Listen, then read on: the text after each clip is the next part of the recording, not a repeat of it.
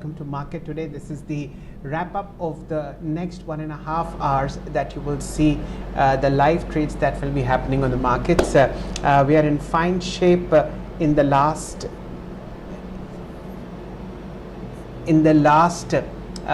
week of what has been a fantastic June expiry. The Nifty at a record high 23,680 for you, 143 points higher. The Nifty Bank actually is tearing it away today, 52,561. Needless to say, this is a record high, and the rally is now worth 860 points as far as the index is concerned. Let's look at the four main counters that are contributing to this very sharp uptick on the Nifty. We'll start with the Nifty Bank. We'll start with HDFC Bank. This, ladies and gentlemen, is the highest traded stock as far as markets are concerned within the Nifty. Let's look at how it's performing. The counter up 2.8%, 2.2% at 1710. Very strong volume coming in as far as the transactions are concerned. 3,923 traded crores worth of transactions that have been done. Very quickly, we'll also look at the two other banks. ICICI Bank at a record high, 2.2% higher, 1197. It had crossed the 1200 mark as well. About 1794 crores worth of shares have been traded. Axis Bank 2.6% higher, 1261. 1272 crores worth of transactions. SBI 1.5% higher, 845. 1143 crores worth of transactions happening. Needless to say, other private sector banks are also showing signs of momentum, but let's look at the broader markets. Within the most active stocks where you've seen fantastic gains coming in within the NSE 500 are two standout companies. Garden Reach Shipbuilders 12% higher, 1977. Needless to say, this is a record high. And of course, Amara Raja Batteries 1615, a fresh record high. The counter up 17% on a very well reported agreement with a global battery major to augment its own lithium ion battery factory which is there in Telangana. Apart from that, you have strong gains coming in Shriram Finance. What we'll do, ladies and gentlemen, let me just put you the broad structure of the show. Shortly we'll be joined by Maushami Singh. She's the editor at India Today, a very fine political reporter. She'll be joining us to give us a brief background of the battle that is happening between the ruling coalition led by the BJP and the opposition Congress party on the post of the speaker. A little later in the show, we'll be joined by Mr. Feroz Aziz. He's the Deputy CEO of Anand Rathi Wealth. At these record levels, what would be the easiest way to make money? Feroz will be telling us those timetables and those paths. And of course, at 2:30 p.m. we'll be joined by Vineet Bojlinkar, who will be looking at the fundamental part of the market, and Kunal Rambia. I just checked with my PCR if Maushami has indeed joined us. Let's just see whether that's happened or not. Okay. In the meantime, let's have a conversation with Feroz. Good afternoon, Feroz. What a warm welcome and what a fine day to have you in the markets. Okay. Maushami is with us. Good afternoon, Maushami. What a lovely day to have you on business today, and a pleasure to host you, ma'am. What is the latest that you have as far as the tussle between the BJP coalition and the Congress party is concerned on the post of the speaker?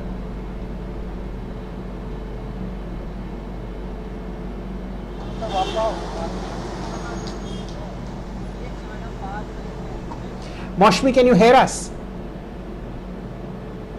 Okay.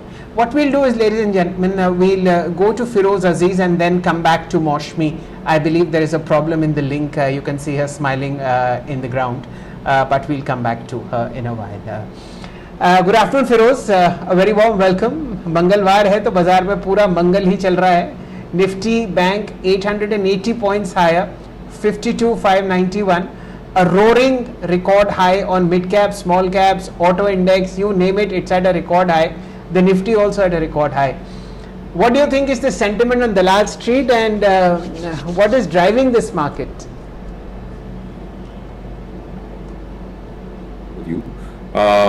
Well, like you said, markets have reached the new peaks again. The sentiment is, of course, good. It's a Tuesday. सब कुशल और मंगल है ऊपर वाले की दया से. But very importantly, I was one of the people who on the election day said that the markets will be very buoyant. Because everybody had gone, FI has gone Yeah, very light it'll during be this negative. election. Let me I ask three think a large questions portion to of the last Phil. rally has also been short covering. That's my point, which I'm trying to make. See, the June futures of Thursday, which is the day after tomorrow, were quoting at a discount. Today they are at a premium. So all these shorts are being covered. Unlike what the expectation was, if BJP doesn't come to a majority by itself, markets will correct. That was the expectation. So the shorts were not covering their positions, hoping that after the Prime Minister take oath, there would be some degree of correction. I think now in the last 2 3 days, they're actually unwinding their shorts, is why June futures has come back to premium. So that's point one. Point two, I personally think the earnings of Nifty, which people are not enough speaking about, 960 rupees, 65 rupees was the estimate. But I think the last year has closed at 1040 rupees of earnings of Nifty companies. That's from 820 rupees. Of course, Axis bought the consumer business. If you remove that one-time loss from 840 rupees of Nifty earnings to 1045, that's a good 25% growth in Nifty earnings, which people have hardly spoken about. Of course, prices are very optically visible to naked eye. Earnings are not, but we have to keep track as analysts. That Nifty has surprised and given a Nifty earnings in 4 digits, first times ever in any financial year. So I'm reasonably happy that सब कुछ एक साथ आ रहा है. All stars are coming together in terms of liquidity, in terms of fundamentals, in terms of sentiment. So far, that's where you see Nifty closing, inching towards 23,700. Right. Firoz, what we'll do is my colleague Moshmi Singh is with us. She's joining us from the new parliament and will brief the audience on the latest tussle that's happening between the BJP coalition and the Congress party on the post of the speaker. Good afternoon to you, Moshmi. A very warm welcome on Market Today. What's the latest that you have from the political spectrum? All the viewers. A very good afternoon to you and all the viewers. Let me tell you that in the Lok Sabha, there is a tussle between the NDA and the India Alliance over the speaker's post. Rarely have we seen in history of independent India that there's been an election or a contest and two people have thrown their hat in the ring.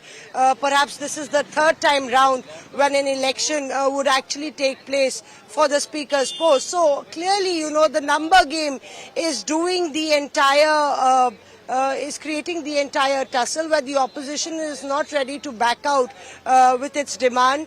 In fact, the tug of war was for the deputy speaker's post. The Congress was demanding that that the India bloc should get, the opposition should get the deputy speaker's post, and with the government not relenting or being committed on that one to the opposition, then K. Suresh, who is the candidate of the opposition now for the speaker's post, is now going to battle against Om Birla, who was the speaker for the 17th Lok Sabha. So clearly, tomorrow we'll see at 11 a.m. the election taking place of the speaker's post. Importantly, this time round, the opposition has been saying that Prime Minister Narendra Modi has been talking about building a consensus and upholding the constitutional values, and yet it doesn't give the opposition a hearing, and this is actually the opposition trying to make a spectacle of what the government doesn't do to in fact make sure that the house and the business runs efficiently. Right. Moshmi, you've been tracking the parliament for now close to 2 decades, and of course the Congress party in particular. What is your gut feel? Who do you think will win the post for the speaker even if there is an election?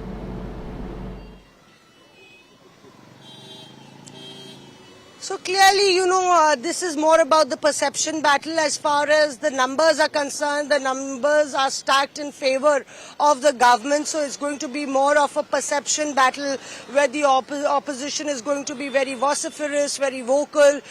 We are told there could perhaps be a meeting on the cards of the India bloc in the evening to build up a general consensus over K. Suresh, who's an 8-term MP of the Congress party. He's been a member of the working committee and in fact is one of the senior most MPs in the Lok Sabha, thereby, getting the TMC also on board. Apparently they weren't informed about it, and all the other allies on board. So this is more about, the win is easily in favor of Om Birla, who could be the second speaker on the run, who is holding a consecutive, who's holding the post for a consecutive term after Balram Jhakar. And if he completes that term, so he'll be the second person to be the speaker of the Lok Sabha, the lower house, if he completes both the terms. And that's history in the making. So the government is very, very particular about making sure that this is an easy victory. But we'll see interesting scenes play out in the Lok Sabha tomorrow, where, MK Suresh will be backed by the India bloc. They are more vocal, they are more loud this time round, and they are more emphatic, trying to be more emphatic as far as putting their point across is concerned. Right. Thank you, Maushmi. What a pleasure to host you. And I'm sure you'll keep all our viewers posted on the latest development. Let's hope this Lok Sabha, the 18th that's being set up, is a little more productive in terms of bill passed by both the opposition and the ruling party in consonance with each other. Thank you so much for your time. And as always, it was such a pleasure to host you.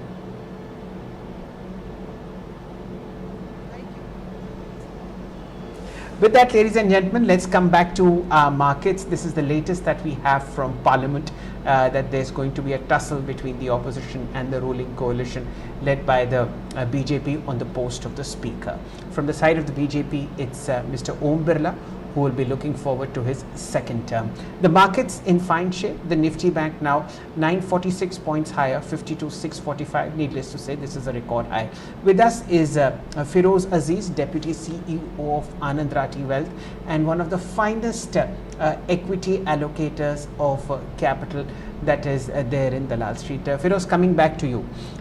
Without further ado, one or two funds that you think will make sense even at these elevated levels to put money in at current prices?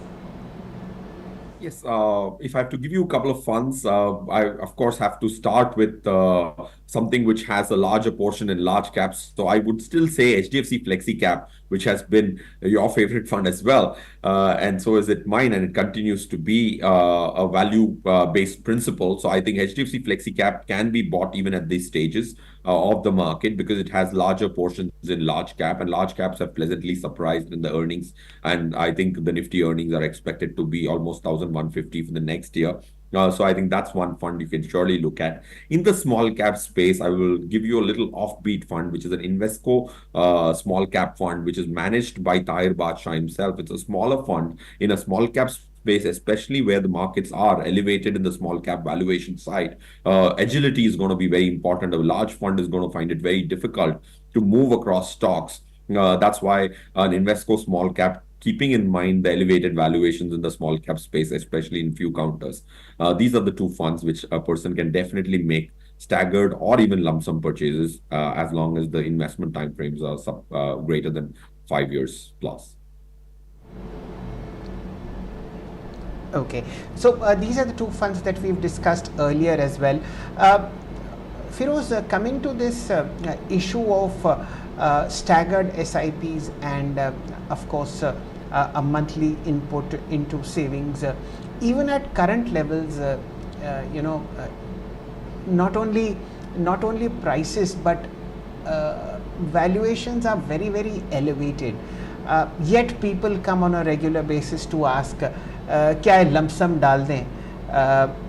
There is this fear of missing out, this extreme need to do something constantly in the market. And I'm sure a lot of new customers who reach out to Anand Lati Wealth are also afflicted with this problem. How are you dealing with it? Yes, so we have institutionally have a process to answer this question, because this is a very, very frequently asked question to you, to a fraternity like mine, who are any stakeholder gets this question, पैसे एक मुश्त डालूं या stagger करके डालूं. तो इसके लिए हमने एक इंस्टीट्यूशनल समाधान निकाला जो मार्जिनली ज्यादा करेक्ट है. इसका आंसर तो किसी के पास होता है नहीं. तो हमने we always try to compute what is the fair value of Nifty at any points in time with our method. The fair value of Nifty, as per us today, looking at the current earnings, is all. If you look at earnings of the next year, 1164 is our estimate. So the fundamental, in principle level, fundamental level should be almost about 1,000 points lower, 900 points lower than where we are trading. 22,800 is the fundamental level, give or take. Okay, there's no right answer to that. So since the markets are greater than 22,800, we propose staggering generally for larger monies. If the markets come below 22,800, then we automatically tell people to पूरा पैसा एक साथ लगा दीजिए. So if the current market level is greater than the fundamental level, we ask people to stagger. If it comes below our estimate of the fundamental level, we ask them to put lump sum. Having said which, जैसे आपने कहा कि valuations are elevated, Shail ji, last year, exactly 1 year back, Nifty was at 18,600 or 691 to be precise, exactly a year back. And it's gone up about 27% from there on. And the good news is earnings have also gone up 25%. That's the great news. So 1 year prices moved 25-26%, and earnings have also moved 25-26%. So fundamentals have caught up, and that's where the forward P according to us is 19.6 for the subsequent year for Nifty. So this overvaluation and undervaluation of the Nifty around 22,800 obviously is a moving target. Just as the Nifty rises or falls, you also adjust this level. Am I right? We adjust the fundamental levels with earnings. So as per our next year's earning estimate 1164 को अगर 20 गुना से multiply करो, 20 being the fair P forward, then you get the 22,800 level. Okay. So once the next quarter results come, we will revise the fundamental Nifty level or price, fair price, according to the earnings move. So every quarter it changes. Okay, so this value remains constant for 3 months, just as the Nifty earnings get updated on every quarter. This number changes. Is that the understanding? Yes, sir. This is the precise understanding. Of course, there is no sanctity, exact sanctity that 22. Now this is something new that I have learnt, and this is something new that I have learnt, and Feroz being one of the most caring sharers of information, I am sure he'll keep me updated on the quarterly change of Nifty's how should I say, a basic valuation structure. Feroz, the other issue in the market at this juncture is this sectoral NFOs. I remember discussing with you HDFC Defence Fund about 6.5 months earlier, and what a fabulous ride it has been. 10 rupees is now 24 rupees. 140% return in 6 months, and we are talking about a fund. So that's the rally, ladies and gentlemen, that has come in.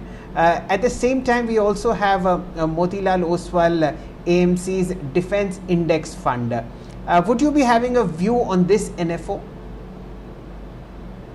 I think defense is a little overdone, in my opinion. So I would say the timing of the HDFC fund was just impeccable. When it came to the defense fund. So like you rightly said, बहुत सारे NFOs आ रहे हैं, and I think Motilal Oswal Defense Index Fund, I would say an index fund restricts a fund manager to invest in all good, bad, ugly stocks, because valuations are so elevated. Fund manager's responsibility shifts from return to risk. I think index do a not such a good job in terms of eliminating those really expensive ones, because indices are created on a growth momentum basis. जितना अच्छा चलेगा उतनी ज्यादा weightage मिलेगी, उससे ज्यादा और पैसा आएगा. So it is like a winding cycle. So I personally think at higher levels, a fund manager's role is to reduce risk.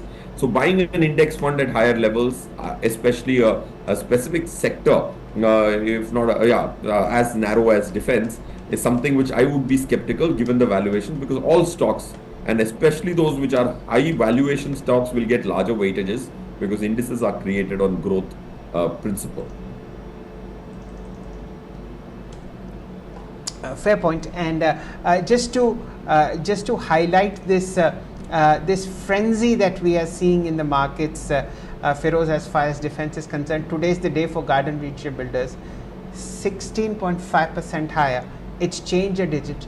2040 is the price for Garden Reach, and so far 2,771 crores worth of transactions have happened. We still have 1 hour to go, and this is one of those 5 stocks within the PSU defense space.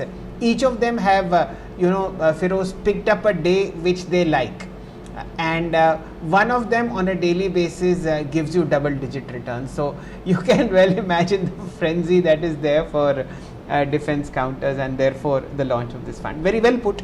So valuations look over elevated, and of course defense looks a bit overdone in the short term. Feroz, where in the overall equity fund space do you see value? A lot of people are now focusing on balanced funds because they expect interest rates to come out, and typically SEBI allows a lot of balanced funds to have a 35% equity component, a 65% debt component. Where, according to you, is money headed over the next 2 or 3 months to pick up value? Shelji, firstly, the statement which you made, debt has a possibility of interest rate correction. I concur with you. The short end of the yield curve can come down. The average difference between 10-year GSEC and repo rate has been more than 1.25%. Today there is hardly any difference between repo rate and 10-year GSEC. 10-year का पैसा भी Indian government 7% पे उठा रही है, right? That's the yield of a 10-year paper. Repo is also at 6.5. So after COVID, only the short end of the yield curve has gone up. Repos have gone up, but the long end of the yield curve has remained almost static. So 1 साल का पैसा का भी ब्याज उतना ही है, 10 साल के पैसे का भी ब्याज उतना ही है, 15 दिन का पैसा जो रेपो रेट होता है वो 6.5 का है. So India is first time seeing such a flat yield curve. अगर RBI ब्याज दरें घटाएगी भी तो बॉन्ड होल्डर्स को पैसा बनने की गुंजाइश कम है, because they didn't lose money when interest rates went up. They may not make as much money as what the market is expecting when interest rates cycle turns, because the 10-year GSEC has not gone up like the repo rate has. If you look at 2 years back, the 10-year GSEC was at 6.8, today it's at 7. So it's not lost money for bondholders. So it's unlikely that the lower interest rate cycle will make money for long end of the yield curve bondholders. Okay, how about arbitrage and hybrid funds? They have a new set of investors which are now preferring arbitrage over the earlier lovers of bond funds. What is your view on these new arbitrage funds which are now dominating the SIP variety as also lump sum investments? Shelji, I think arbitrage fund is the right thing you're highlighting to your viewer. Arbitrage funds have this huge tax efficiency, but their behavioral patterns in terms of risk return are closer to debt, but from a taxation standpoint, they are equity. So even if you invest for 15 days, 1 month, 2 months, you get only 15% short-term capital gain, whereas debt fund की taxation में तब्दीली आ गई थी और उसमें marginal tax rate लगता है. So arbitrage fund has the tax efficiency currently. Make hay when the sun is shining. If you have short-term monies, arbitrage funds are unlikely to lose you money. Even if you have 3 month money, an arbitrage fund can do justice to it and beat a liquid fund post tax, especially given the tax differential for a person in the highest tax bracket. So arbitrage fund is useful for most of us because we have some money lying around in bank accounts, for our emergency funds and stuff. Arbitrage funds is a better mechanism to park short-term liquid funds. But I think Indian retail has this tendency to chase performance. So small cap funds will still continue to get money. And I think SIP of 4-5,000 crores, which is going Yes. into small cap stocks, should continue. Absolutely.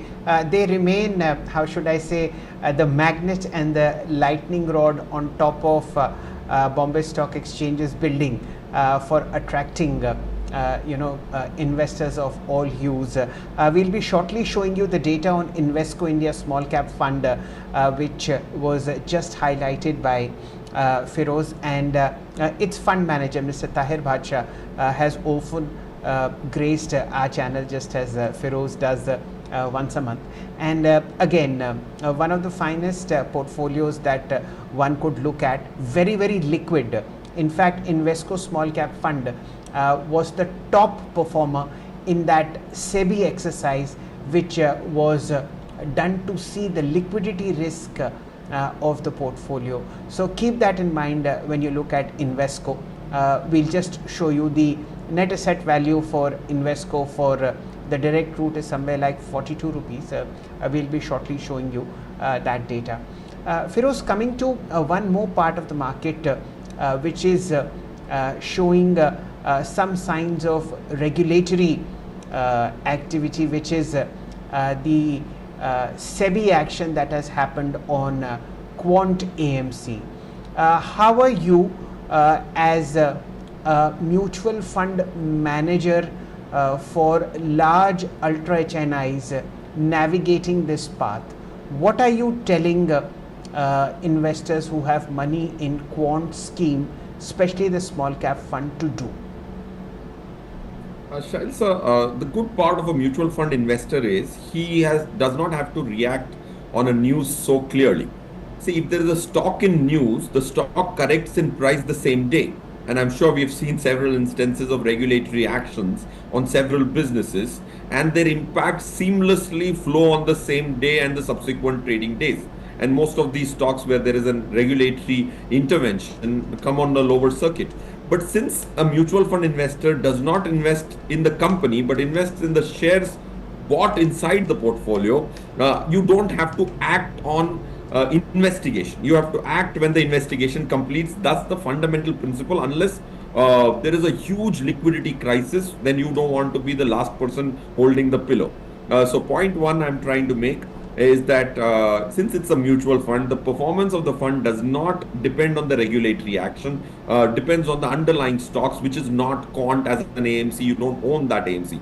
They are the manager of the money, not the ultimate beneficiary of the money which you have put into them. That's point one.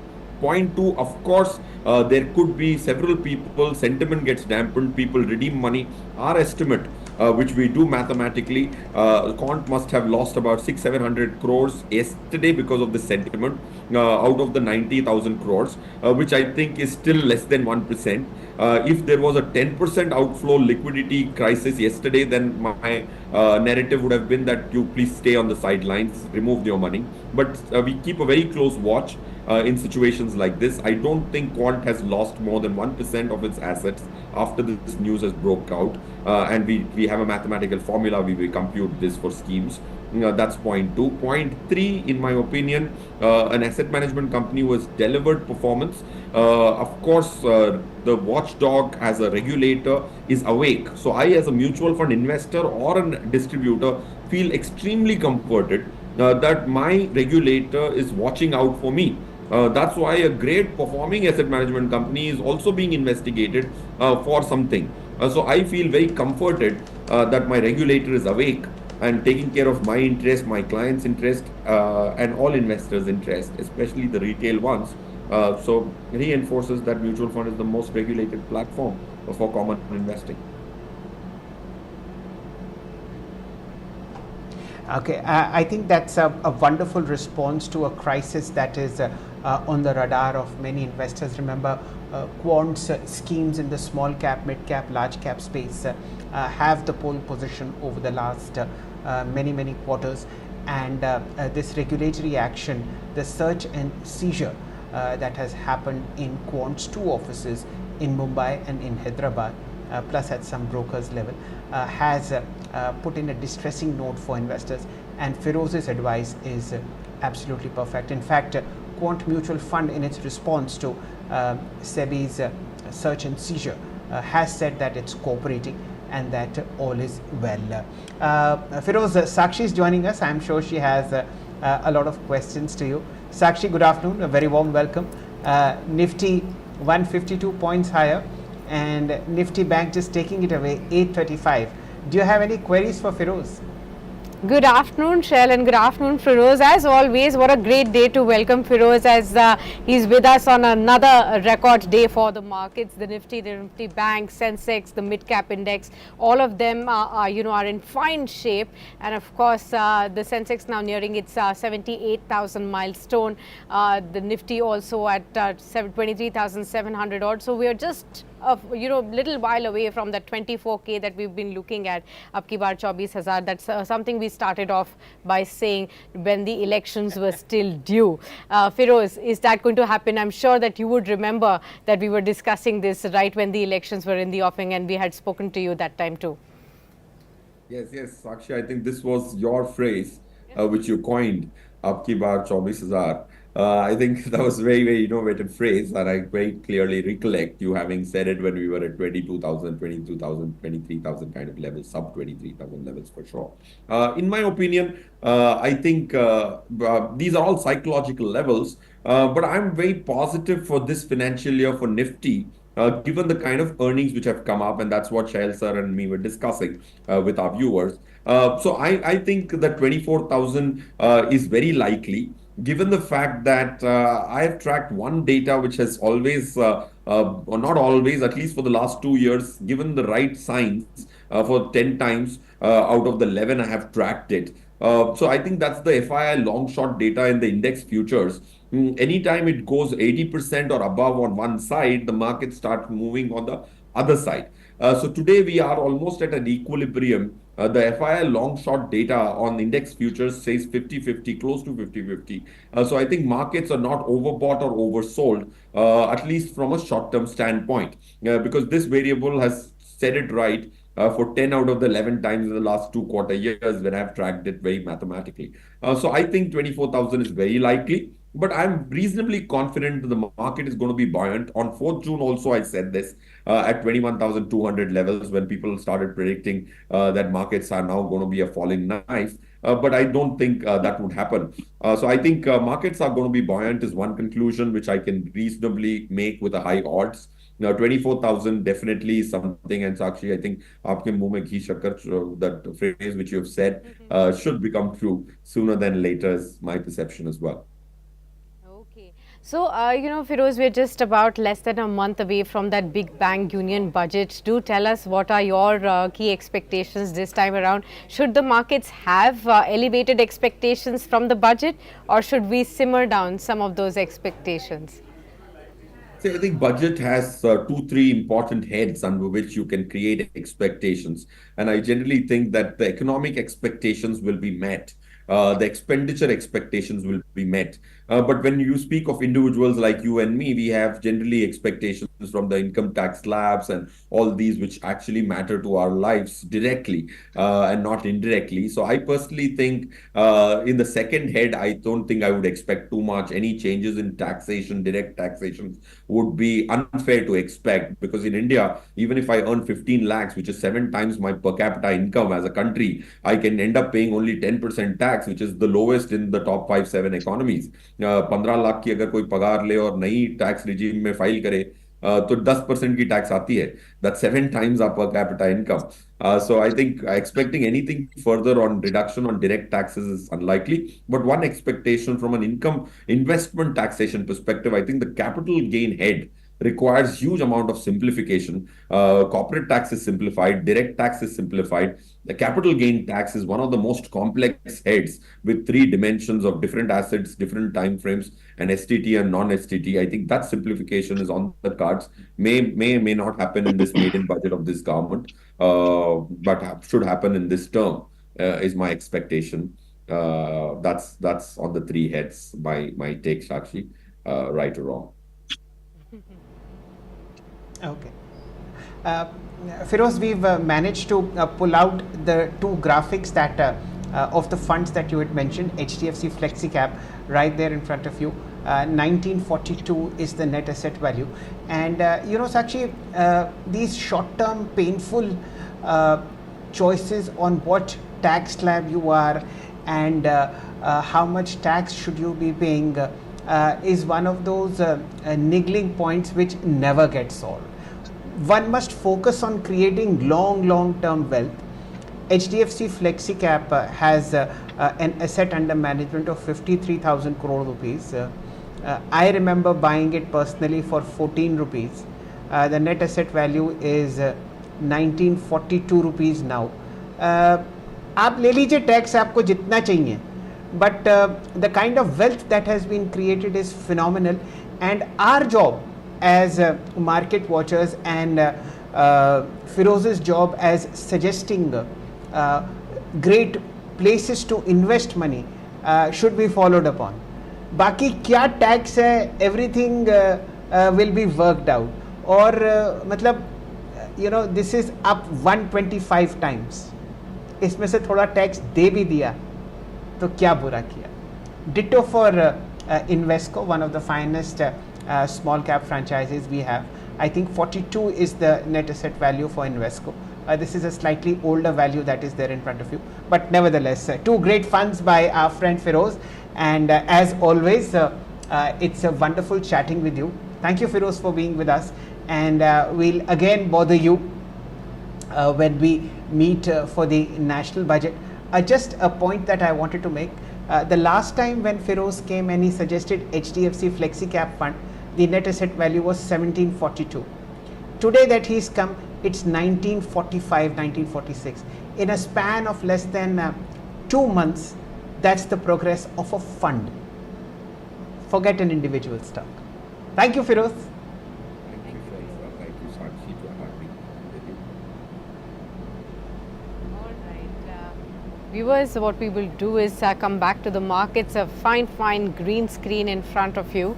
23,700 on the Nifty, 161 points higher in trade.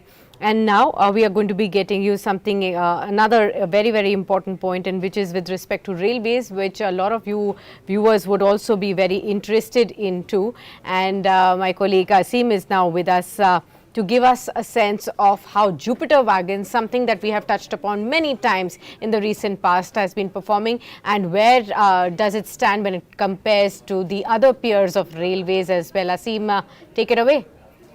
Thanks, Sakshi. So Jupiter Wagons is among the best multi-bagger railway stocks in 2024. It has risen 110%, and 30% of those gains have come after June 4, the date on which the election results were declared. Antique Broking says railway capex is gaining momentum. Significant opportunities in rolling stocks, line construction and railway station development are there. So this is a point which seems to be benefiting the railway stocks in the short term, and maybe it will benefit the railway stocks in the long term too. The stock hit a record high of rupees 727 on June 13 this year and fell to a 52-week low of rupees 148 on June 26, 2023. So we can compare the returns of this stock to its peers. The RVNL stock has risen 126% this year, and another peer, Railtel, 36%. Ircon International rose 58% in 2024, and Titagarh Wagons has gained 54% during the same period. We spoke to some analysts on the technical views, and here's what they have to say. Shiju Kuthapal, technical analyst at Prabhudas Leeladhar, said the support for this Jupiter Wagon stock lies at 645 level, below which the bias can turn weak. its RSI is consolidating near 70, hence the potential in the stock is, the potential to rise in the stock is more. He has suggested price target of rupees 745 and rupees 820 on the higher end. Avdut Bakar, analyst at Stocksbox, said the stock is in a bullish momentum. The next resistance he finds it at rupees 725. He said when that happens, he sees a sharp move towards rupees 800 and rupees 850. He sees supports for the stock at rupees 650 and rupees 600 levels. He also added that the positive bias is held strong with 50 daily moving average set at rupees 500 level. Back to you, Sakshi. Thank you, Asim, for giving us that update, and we'll continue to track the entire railway space even going forward from here. Let's now welcome our guest on the show. Joining us on the show is Mr. Kunal Rambia, and it'll be very interesting to start off the conversation on railways itself with Kunal. Kunal, we've been discussing this space a lot of times with you, and now that you heard our colleague Asim also give us an insight as to how some of these stocks have rallied over 1100% in just 2 years time frame. Of course, there is bound to be a lot of FOMO, but given the dips that they are seeing today when the markets are at an all-time high, I'm sure a lot of viewers would still be interested that can they take a dip. How would you advise? Good afternoon, Shreya sir. Good afternoon, Sakshi. So if we look at the overall space, yes, we have been discussing this space since quite a long time. The counters have already given 10x, 15x kind of returns, and the counters are near to the peak itself. So, what we as a trend followers generally do in our fund is we try to capture whenever there is a decline in the market rather than buying at the higher levels. So let's take an example of just one counter, which is TWL. Now, this TWL is presently trading at around 1600 odd levels. Look at the yesterday's behavior and today's behavior. It's been sideways, muted, and it's near to the previous high itself. Don't initiate any positions at this level. Let it come down by at least say 1500 points to at least say 200 to 300 points. The risk reward ratio should turn favorable for us to initiate the buy. And fear of missing out says zyada, we should be worrying about now capital missing out at this level if we get stuck on the wrong side of the market. So it's a clear advice to all our viewers also. Let's not chase the momentum. If you can't find the exit, buy near support. That would really make sense because of risk reward ratio being unfavorable at the peak levels. But otherwise, these counters are in trend, and they are gonna be the darling of market till the time the trend is on. Right. Good afternoon to you, Kunal. And Sakshi, this is a wonderful advice. This fear of missing out is creating so many issues in the market. But when everybody, ladies and gentlemen, is losing their cool, it is imperative and important that your head remains firmly screwed on your shoulders. This is a market which is attracting money like no other, and once you start into it, then you realize how difficult it is to make money. On a daily basis, we have indices, we have stocks hitting record highs, but the one that you buy will either turn sideways or will go down. This is not happening to you alone, it is happening to everybody in the market. So please be very cautious, and be extremely cautious if you are taking a position in an individual stock. It is always better to buy funds, and it is always sensible to invest on a monthly basis. Now, Sakshi, today is the final expiry of the Fin Nifty. It's the top performing index, up 1.8%, 23,500. Today morning I was checking some data. I was thinking, this will have a flat trade today, just as most indices do on their weekly expiry. Well, it is up a whopping 1.85% from the low of this one June 4th. It has added something like 3,000 points. Can you beat it in the last 20 odd trading sessions? And of course, from the close of the previous rally, it's now up 7.5%. What a great run up, and driven by Shriram Finance, up 25%, driven by LIC Housing Finance, and driven by, of course, one of the other favorites that we've discussed, Cholamandalam Finance. Your view, Kunal, on this one, and where do you think momentum is headed within the Fin Nifty space for the month of July? So, Shell sir, as you rightly mentioned, these couple of counters have done really good, and because of it, the index is looking amazingly poised even for the further rally from the present levels. If you look at the overall formation, the formation is clearly a higher top, higher bottom formation since February bottom, and that bottom was at around 20,000 levels, and since then it's making clear higher top, higher bottom. Now, if we expect the same trend to continue for the month of July also, I would not really be surprised if we see the levels of 25,500, which is almost 2,000 points from here. Now, for the entire view to go correct, the support is placed at around 22,500. That's 1,000 points away from the present level. So, as of now, we are at a level where 1,000 points unfavor and 2,000 points positive rally is likely. So, buy on dip is a correct strategy on this index. I think somewhere near to 23,000 levels, one can think of initiating a buy. Stop loss will be 22,500, and think for the entire month of July, if the market continues, then 2,000 points more are likely on Fin Nifty future. Okay, got that. So that's the overview on the Fin Nifty. Let's again dig a little deeper within the F&O space to see if there is anything interesting. I can see some tire space stocks also jumping now. Polo Tires has now taken the top spot, about 4% higher in trade. Anything that you spot within Apollo Tires? A few days back there was some momentum within the entire space, and it was Apollo Tires itself that was leading the momentum. It lied low for a bit, it's again jumped. Is this move sustainable, Kunal? So, as rightly mentioned by Sir just in the beginning of the show itself, the counter which you buy and it goes into sideways consolidation, the same thing happened with me on Apollo Tires. If you look at the whole formation, right from March till June, I mean, I'm just talking about the beginning of June, counter remained in sideways consolidation near 480 itself. Trend was positive, but it was a sideways consolidation. And see the breakout which is seen today. 3.5% up, and now counter is reaching the previous peak of May, which is at around 518. Managing to sustain about this, I think now it's the time where we as a long-term investors will get some reward on this. 550 is the target on the counter, which is the previous high. Managing to close above 520, one can initiate a buy. Stop loss will be 505, and the target will be 550. Okay, target will be 550. We'll keep an eye out on that too.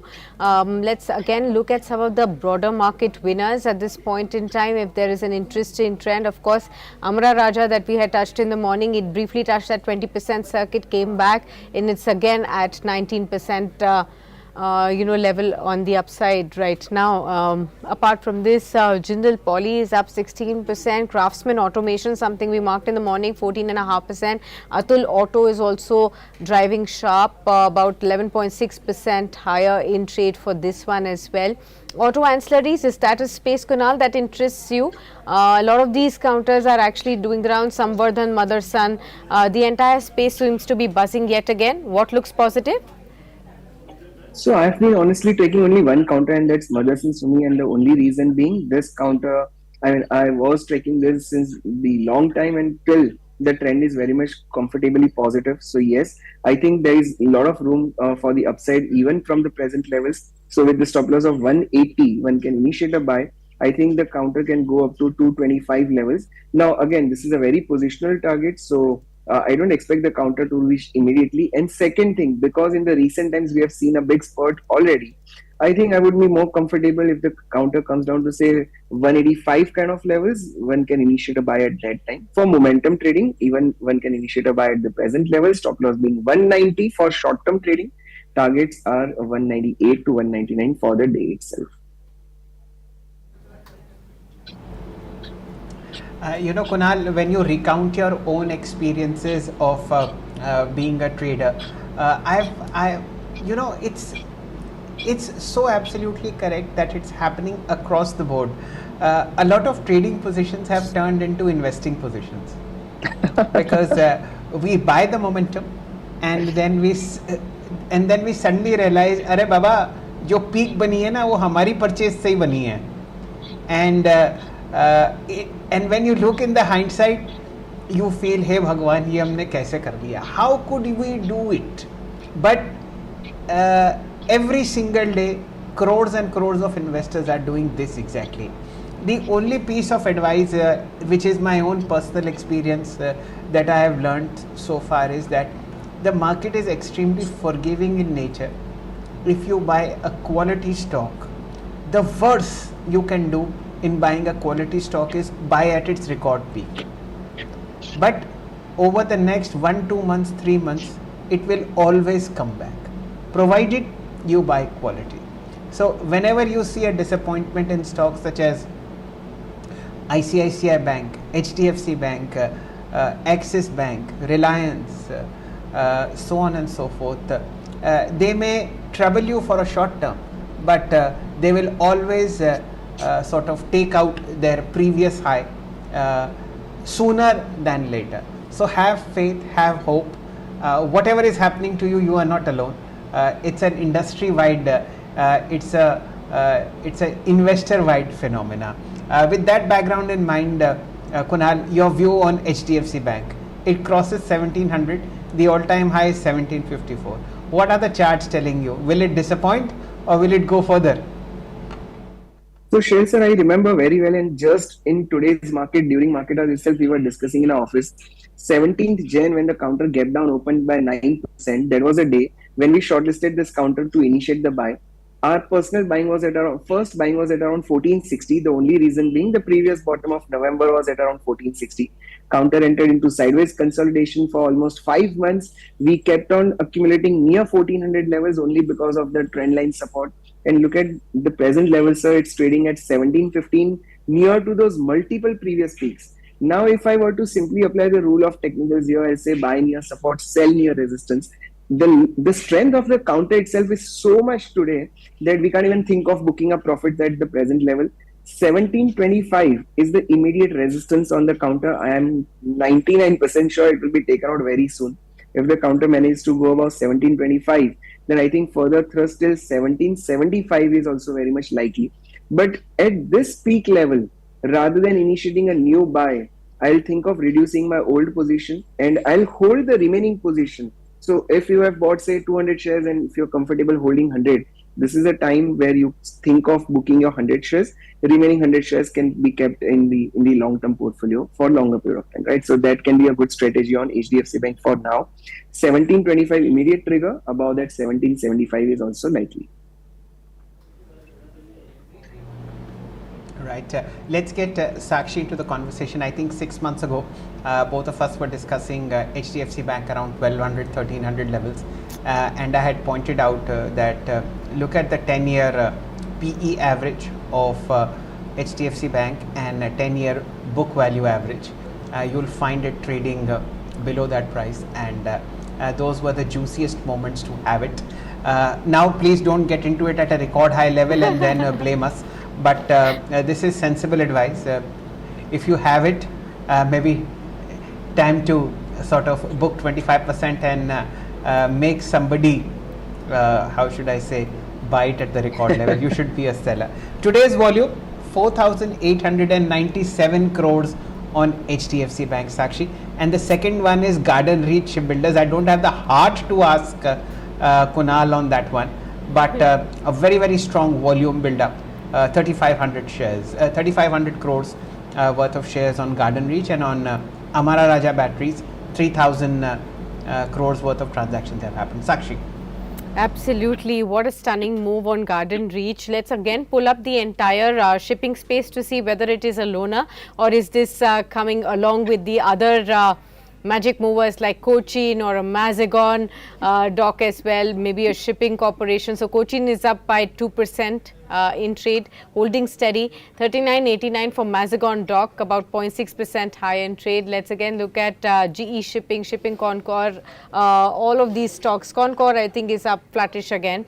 So, of course, it's the star mover is coming in from GRSE right now.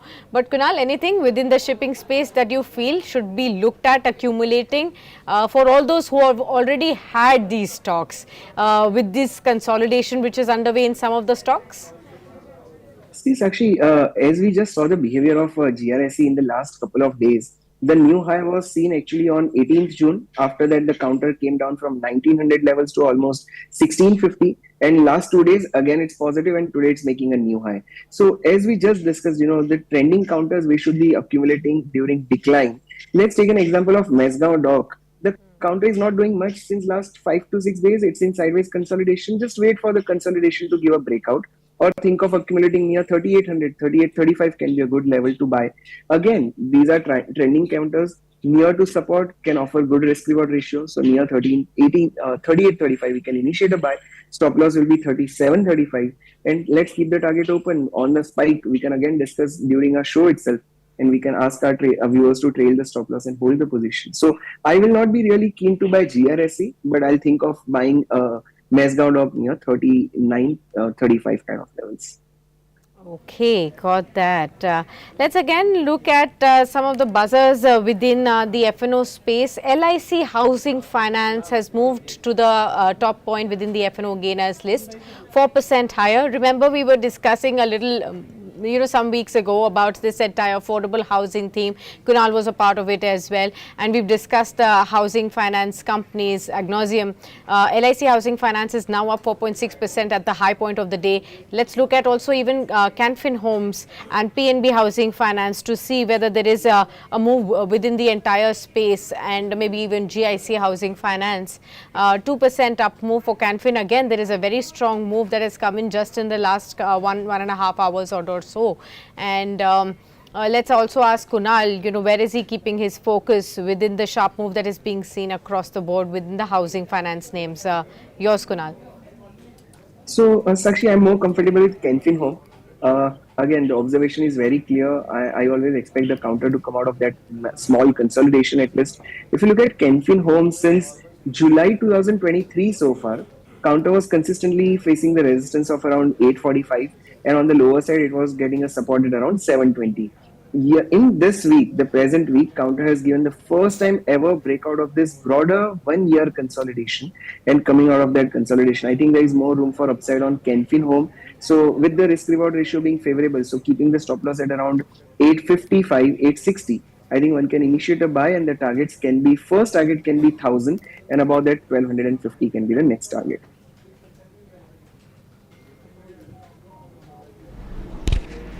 Check 1, 2, 3, check. Yes, okay. So let's also discuss some other key counters that one can really spot at this point in time. Let's again look at the gainers and the losers list within the broader markets. If there is any other interesting name that we can spot, Gulf Oil Lubricants is up after a long haul. This one is coming back in flavor, and some of the other stocks. Borosil, I think, is again up in trade today. Gabriel India is up in trade. Some of these stocks are actually moving up, but not too much. Okay, Indian Tourism Development Corporation, again another 11% higher. This stock has been on a sharp momentum over the last few trading sessions. It's ITDC. And with that, we've also seen the entire tourism space move up in tandem. So be it Tourism Finance Corporation, be it some of the hotel names like Indian Hotels or so, the space seems to be a buzz. But it's ITDC that has been consistently in momentum. Let's look at the last 1 week chart as well to see how the move has been stretched. About 10.6% higher for today, 907 currently. But if you look at the stretch chart, 1 week chart, it will show you about the 6% move, but the rally has been one way. Kunal, what do you see? So Sakshi, again, somewhere in the February, the counter made higher of around 880. From there, it tumbled down to almost 580 levels. Consolidated for almost 3 months. And in the month of June, it gave a first breakout. And that breakout was precisely on 12th of June, where the counter was up by 16%. Since then, I think the rally started. And now counter is giving the first time ever closing above the massive resistance, which was the previous high. I think there is a lot of room for upside even for this counter with the stop loss of around 800. Now I'm keeping a stop loss little away and I'm giving a very positional target. So with the stop loss of 800, I think one can initiate a buy. One can accumulate even on decline till 855, same stop loss being 800. I think the targets can be 1200 to 1250. Fair point. We are now at 3 p.m. and the last half an hour of trade starts. I'd just like to begin this remaining 30 minutes with a look on the IT index. Remember, 220 points higher on the Nifty IT index, and at the moment at 35,365, the index is doing pretty well. Let's just see how it is positioned on the chart. Yes, this is a good one. We have the most recent high, which was 35,875, and overall the index is consolidating around its April 9th levels, so that would make it a 3-month high. Kunal, with this background, I'd like you to look at Tech Mahindra. This is a counter that's again come back in the fancy, and for the moment it's at 1427 and showing signs of strength. What are the medium charts of Tech Mahindra telling you? It's a very clear swing breakout, and that breakout is of around the high is of around Jan 2024. The high was 1410. I think that's very clearly and decisively taken out. It's the first time giving closing above that level, and the immediate resistance what I can see on the chart is 1525 to 1530. So even from the present level, the risk reward ratio is extremely favorable for short to mid-term traders. With the stop loss of 1375, one can initiate a buy, and the targets can be 1525 as the mid-term targets. Fair point. Kunal, a very quick BTST trade from you for tomorrow before we bid you goodbye. So, Shell sir, I have shortlisted the counter, which is Heikel Limited. Now look at the counter. Yesterday it was up by around 9.5 or 10% odd.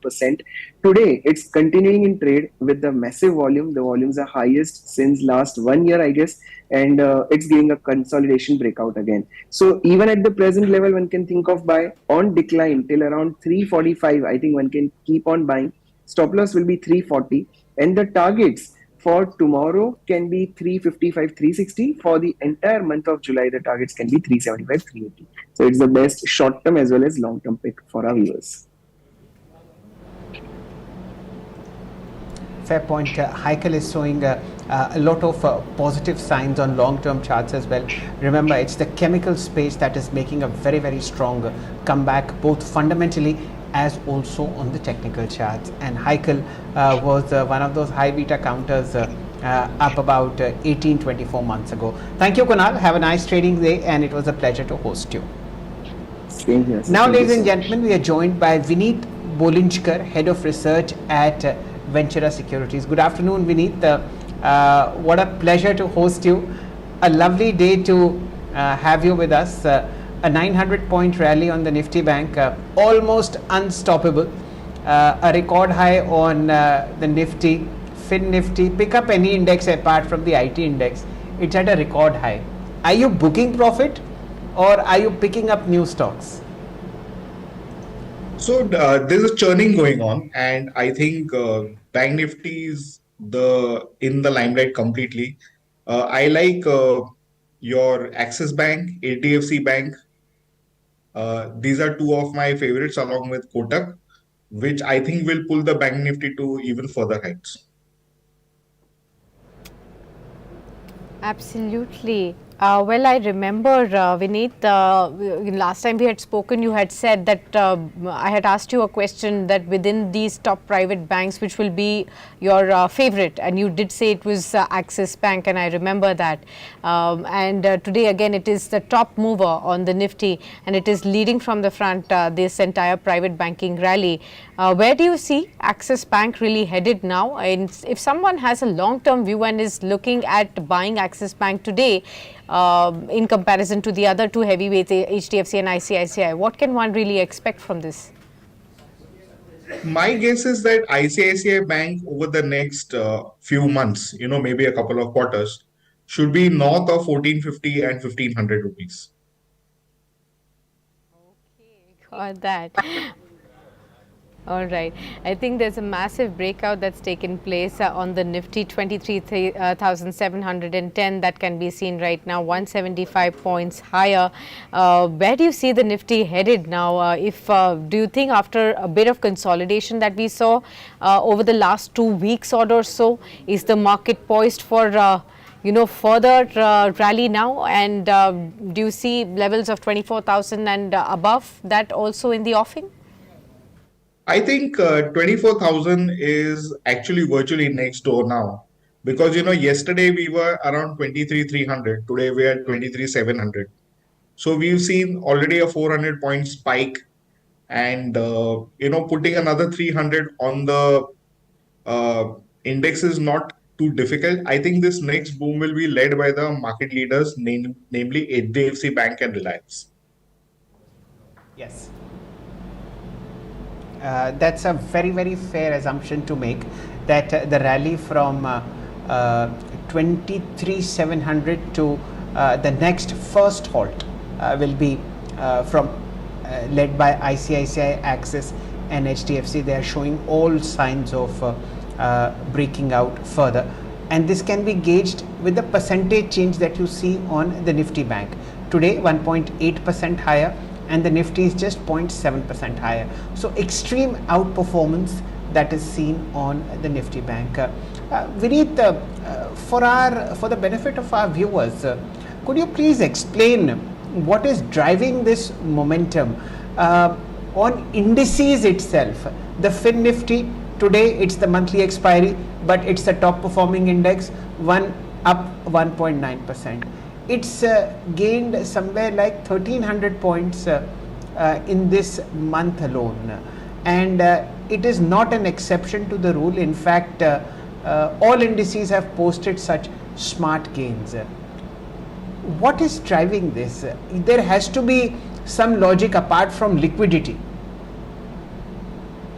So, liquidity is the biggest factor that drives a market. When you have everything steady, nothing changed, continuum of policy demonstrated by, the appointment of the similar persons leading the cabinet posts. And then you have a 100-day program which has already been announced and work happening on that. And, we can be rest assured that for the next 6 months, the government is not going anywhere. We have to take it by the event, because once your confidence is proven, you're going to be around for the next 6 months. So I think liquidity is going to find its way into India. There are no options. Uday Kotak himself has said that, demand supply mismatch, where the supply of paper is less. In fact, I find that the supply of paper is quite humongous, to sustain secondary markets. But the way the paper is being absorbed and way the markets are also rallying along with that tells you that there is massive demand, hunger, FOMO, and left out feelings where people are now getting into the market. And now, over the last couple of years, we have seen the mid cap perform and the small cap, and the large cap has rallied in sentiment. Let's be honest about it. And now I believe that the large caps will move very aggressively. They have been quiet for quite some time. So we could be looking out for a possible breakout in HDFC Bank, which would be nearly 3 to 4 years. Axis Bank similarly. SBI has been very quiet. So I believe that the large caps, it is the time of them to perform.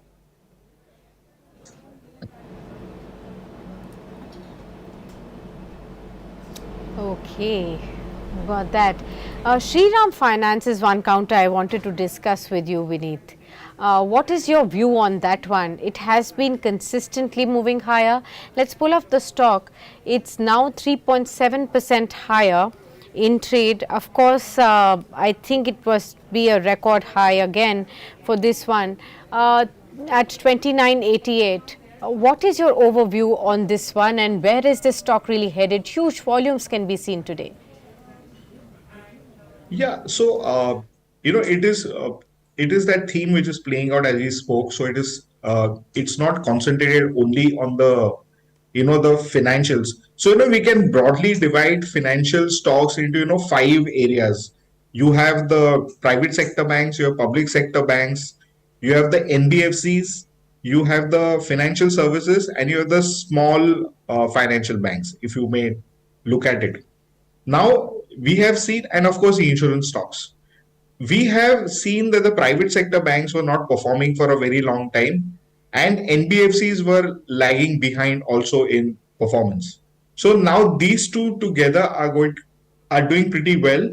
And somewhere down the line, I think people will take it in the stride that Bajaj Finance is expected to do well, and we will reconcile to the fact that 25% is a good growth ultimately, and then the re-rating of that stock will also start. So I believe that the next counter that would participate in this move would be Bajaj Finance. Okay, got that. We'll continue to keep an eye out on these finance counters and of course Bajaj Finance, as you talked about too. Let's also talk about the IT space.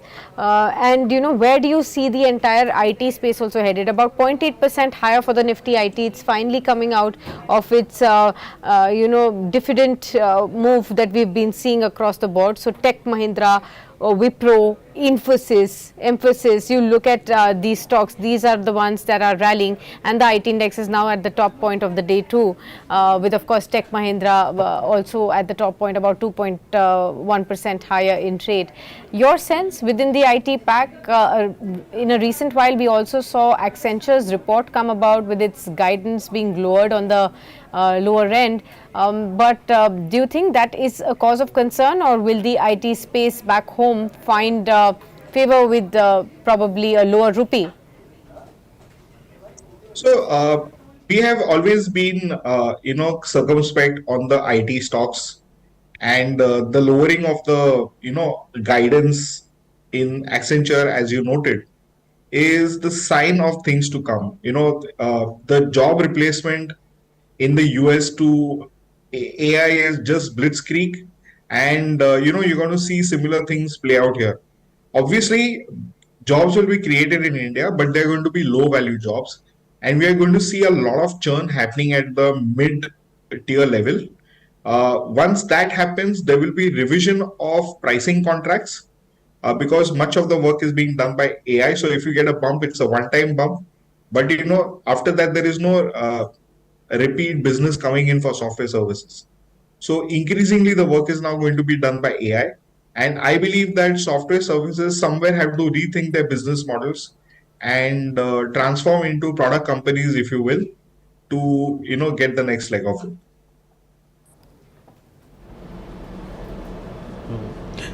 Vineet, since you are a very well-known stock picker on Dalal Street, and between the time you last came on Business Today and today, there have been two developments on the green energy space, which is viability gap funding that's been allowed by the government on setting up offshore windmills across Gujarat and Tamil Nadu. What, according to you, will be the one or two stocks that should benefit in the medium term because of this new regulation? So I think Suzlon is absolutely top of the mind. They have 30% market share in the wind energy business. And if you're going to be doing large quantum of wind energy every year, at least 50 to 80 gigawatts coming up in the next 5 years, I think without Suzlon, you cannot really participate in this bull market for windmills. So I believe that Suzlon is a pure play debt-free company with all the legacy baggage out of the window and all set to, probably go into triple digits from here.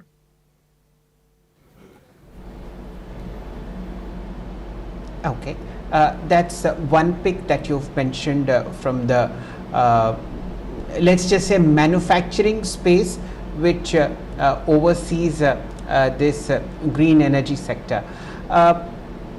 In the first part of your conversation, you mentioned a heavy churn in your portfolio. looking towards favorites such as HDFC, Axis and ICICI Bank. But what has the churn led to? Are there any full exits in your portfolio? Is there partial profit that you've booked? And where has that money gone in? So it's mostly partial profit booking. You're looking for better opportunities, sectoral rotation comes in. So a bulk of the money is parked in your real estate. It goes into renewable energy. Third is private banks, as we spoke about. Fourth is the financialization theme. And a small portion is now slowly creeping into chemical stocks, because chemicals are going to be a play not only on China plus one, but Europe plus one also. In fact, what is happening is that a large number of these European manufacturers, notably the German ones, are looking to set up shop in India. And they are not focusing as a supply to the European markets, but rather looking east and supplying from India. So that is what we are going to see happening. So you're going to see a huge surge in outsourced manufacturing across industries. And, you have to really go out there on the street, sniff the market, pick up stocks, and, just sit on them for the next 5 years. Okay. Would you be comfortable giving a few stock ideas within real estate and the chemicals pack where you are keeping your focus on? Where are your top bets really placed? So I think, I might be sounding cliched and boring names, but Oberoi Realty in Western India, DLF Holdings in the North. In South, you have Shobha Prestige. So you have to go with well-tailored names, because, these players are still absolutely regional players. In fact, if you club the entire market cap of these companies, it hardly even comes to compete with any of the larger indices. And real estate is such a major component of India's economy that, we are going to see some rapid strides being made out here by these companies. So what is gradually happening is that they are regaining market share from unorganized players, and they are fast expanding. So you've seen Oberoi today announce a 14.5-acre parcel pick in Gurgaon. It is a first of its kind. So, now their plan is not only to be regional, they're also now exploring areas which makes it global. So I think these are the names to be with, and they're definitely going to be multi-baggers. But there is nothing that you need to, really need to find. They're there in front of you. You just have to apply your imagination and common sense. And what you'll find is that you have the largest names, the lowest hanging fruit. If you just buy reasonable amounts and sit in them, they are going to be multi-baggers over the next 5 to 10 years. Okay, right. So there you have it, multi-bagger ideas coming in from Vineet. How about chemicals? Do you have some such names within the chemicals pack as well?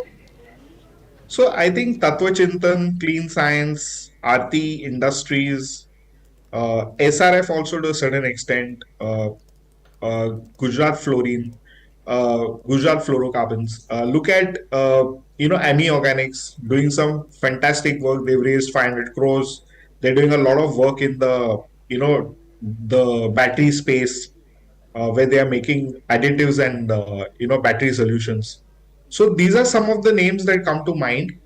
And, probably these guys would be galloping with 30-40% growth rates once that cycle turns around, and it is not too far from the corner.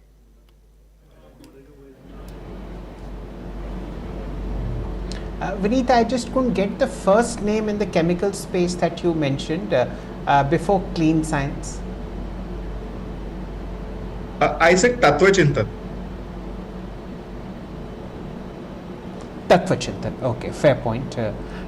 Ladies and gentlemen, some of these stocks have corrected about 30, 35, 50% from their peaks that were seen 2.5 years ago, mainly because of domestic overcapacity, very heavy dumping coming in from China, and of course a very sharp erosion in final product cost. But thankfully, from what we see in terms of chemical exports, what we see in terms of final prices of the products that these companies sell, there seem to be some kind of stabilization that has happened. And of course, Vineet is one of the finest stock pickers that we've invited very often on Business Today. So please keep these 4 or 5 stocks in your mind: Tattva Chintan, Clean Energy, Aarti Industries, SRF, Gujarat Fluorocarbon, and AMI Organics. Both Sakshi and I will put out the list of his real estate picks and the chemical space in front of our Twitter handles on Business Today as well. Vineet, staying with the budget theme, extreme froth and how should I say, happiness in the defense space. How are you looking at it? And PSU banks seem to have gone off the radar. Is that a good thing to happen, because money is now moving into private banks? So, if Telangana one day wakes up on a Saturday morning and does a 31,000 crore farm loan waiver, and if Devendra Fadnavis also has to do that, and then you have Manji doing the same, that is going to start off a veritable, allergen that kicks in and everyone catches the cold. And that cold is making the PSU banks frigid. So, until we don't get clarity as to how the thing is moving, I think PSU banks are on the back burner. Yes, their valuations are far more attractive in the private sector banks. But as I told you, if these loans, the farm loans, are going to be paid by the states which have their coffers going bankrupt, then where are you going to get the money, right? So I hope we do not go back to the 2008 to 2013 kind of time period. So that is a scare we've seen once before and don't want to be caught up, because our money is very tiny compared to the funds. So personal wealth, when you have to create, you have to be very, very careful of these allergens that float around. Okay, got that. The other space that we should discuss with you, Vineet, and apologies for not bringing it up earlier on, is the Adani Group stocks. And of course, Adani's Enterprises has had a media meet today, and there are some takeaways that are floating in with respect to flashes that are coming in, that there is a target of 1 million tons per annum production by FY30 on green hydrogen that Adani is looking at, and 3 million tons per annum production by FY33 is what their target is. Yesterday was Gautam Adani's birthday as well, and he came out with that speech. On the one hand, he did talk about Hindenburg research, but on the other, he continued to talk about the expansion that he is planning as well. How did you read some of the statements that he made yesterday? And of course, where do you see the group is headed in terms of stocks and your top favorites? So as far as the Adani space is concerned, there is nothing new under the sun. These are all well laid out plans, and execution is going to flow through in this. We have, bulk of the buying has been done in Adani Enterprises. The stock from 700-800 levels is now 4x in a year's time. And, from here, obviously they'll move up. But, my gut feel is that it will take a while before these stocks start moving up again.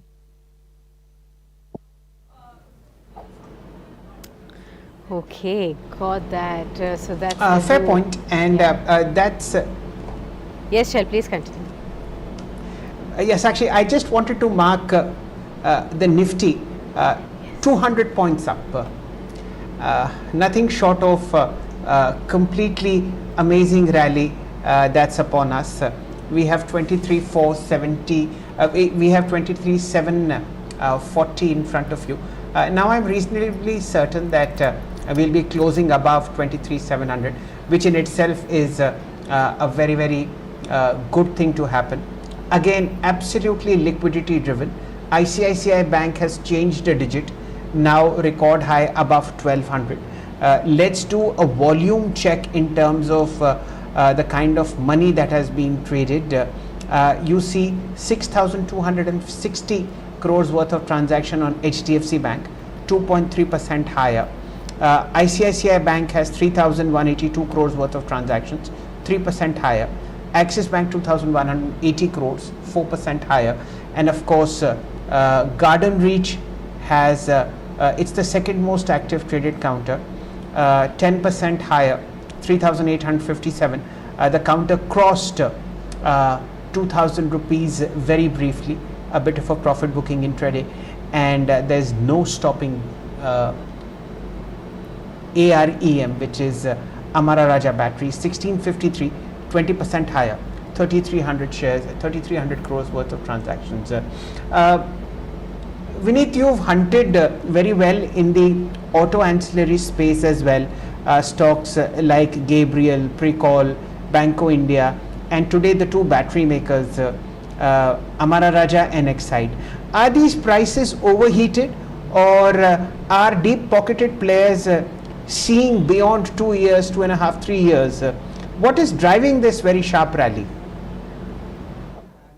See, so we are going to have two streams of, two large themes that are playing out. One is obviously your battery storage for power, to maintain stable power. And second is EVs coming of age. So we are going to see a lot of these EVs get signed up. And till now, both these companies, Exide and Amaraja, were still in their incubation phase where they were setting up, they were getting their products right fit for the market. And now, they're all adding capacity. So obviously they have confidence that their product is sustainable. It can weather the market storm. And, now they're spreading their wings and accelerating with tie-ups and getting their manufacturing outfits up and running. So we're going to see a lot of capacity build-up coming from both these players. Markets are recognizing that. And, for these stocks, it's a long, long way for them to go.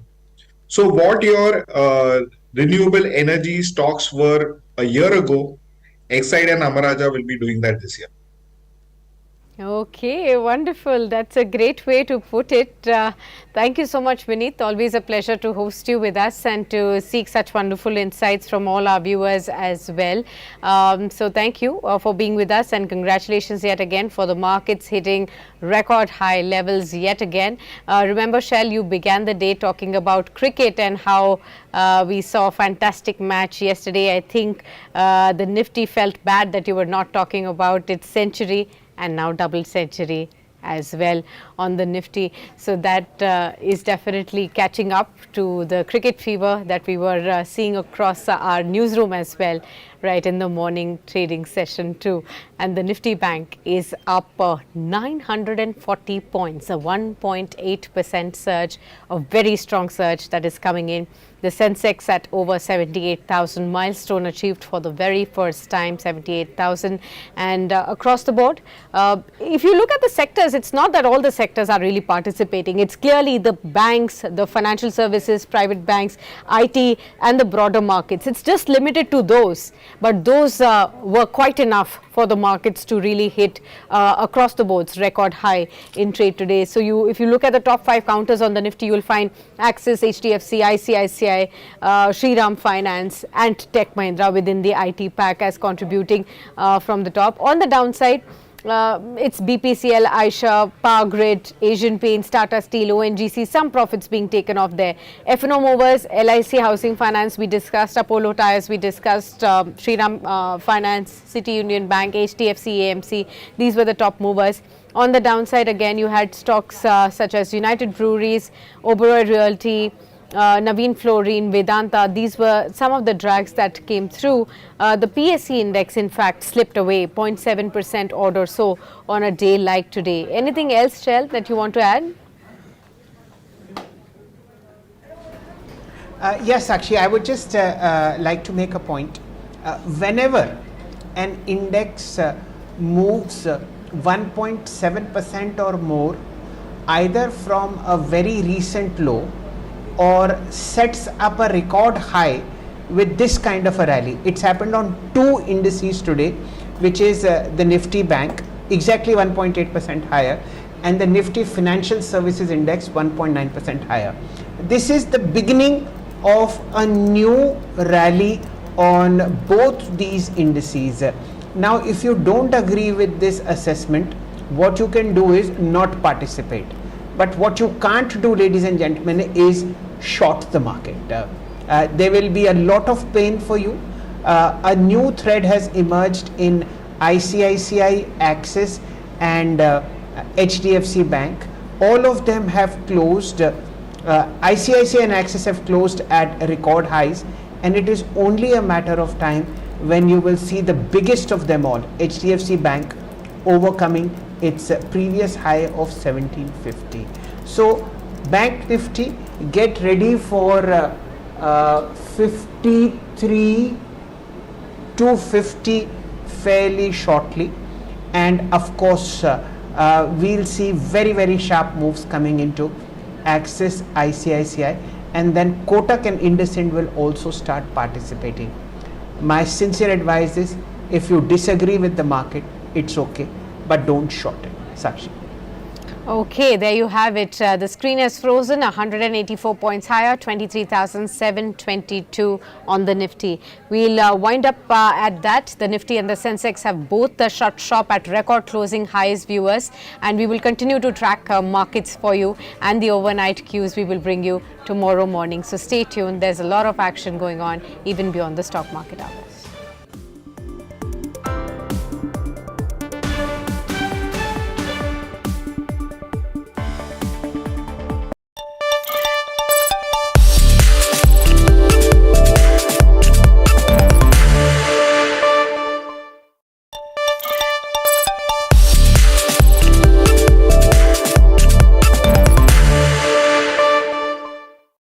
Good afternoon, ladies and gentlemen.